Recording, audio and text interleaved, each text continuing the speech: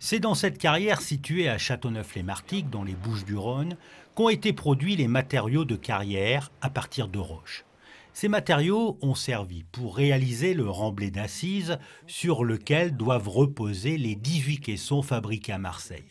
Ils ont contribué aussi à remettre le fond de mer au niveau des caissons.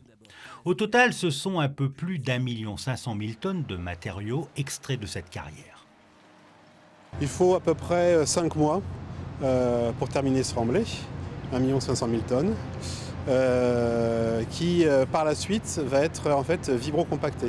Avant de venir installer les caissons, on va faire vibrer ce remblai en amenant des moyens maritimes puisque c'est un remblai sous-marin. Donc on va le faire vibrer et donc le compacter jusqu'au démarrage de la mise en place des caissons. Les premiers caissons arrivant au mois de juillet cette année. Les travaux de remblai ont commencé par l'exploration des fronts.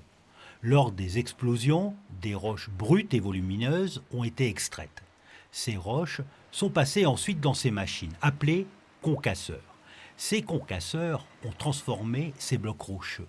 Ils les ont réduits afin d'obtenir des granulats, des petits cailloux d'une taille plus exploitable.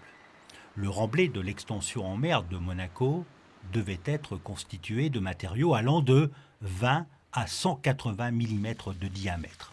L'opération de concassage a permis aussi d'extraire la boue, le sable ainsi que les gravillons. Le 20-180 que vous avez vu conforme aux spécifications du référentiel technique, c'est un 20-180 donc, qui est propre évidemment, dépourvu d'argile, qui respecte une granulométrie très ciblée, très calibrée, qui a un objectif de tenue dans le temps du remblai d'assises des caissons, de densification.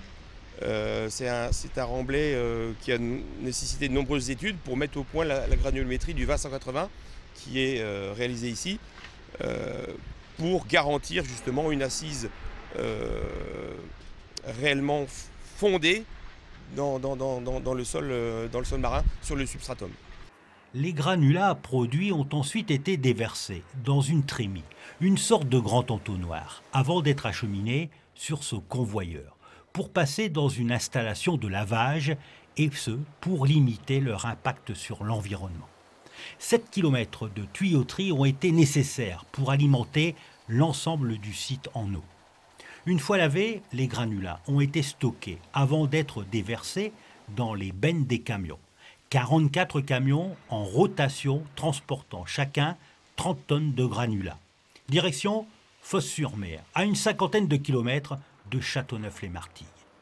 À Fos-sur-Mer, les granulats ont pris place sur une plateforme. 12 000 tonnes de granulats sont arrivés ici chaque jour. Ils ont été à nouveau criblés et lavés une deuxième fois. Des échantillons ont été prélevés pour passer dans cette pièce transformée en laboratoire. Les essais effectués ont porté sur des quantités réduites de matériaux pour permettre de vérifier et de mesurer certains paramètres.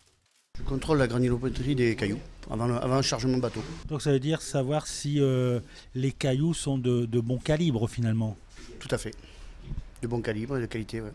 Le laboratoire nous permet d'analyser la granulométrie des matériaux et la propreté, de manière à avoir des matériaux qui suivent une courbe bien définie pour la stabilité du remblai. Car les granulats utilisés ont dû répondre à des impératifs de qualité et des caractéristiques propres à chaque usage. Les échantillons ont par ailleurs été séchés à l'étuve à 110 degrés pendant 4 heures, 2 fois 2 heures. Les granulats ont ensuite été acheminés sur le Simon Stevin, un bateau de près de 200 mètres de long, 50 membres d'équipage et 30 000 tonnes de capacité de charge. C'est le plus gros navire présent sur l'ensemble de l'opération de l'extension en mer. C'est la dernière escale, c'est chargé directement dans le bateau, direction Monaco. Si le bateau n'est pas là, on recrée un stock de manière à pouvoir charger le bateau dans les 20 heures requises pendant que le bateau sera là. Le Simon Stevin a effectué des rotations entre Fos-sur-Mer et la Principauté, au rythme moyen d'une rotation tous les 3 jours. Il a fallu 20 heures pour le chargement et 14 à 16 heures de navigation entre les deux sites.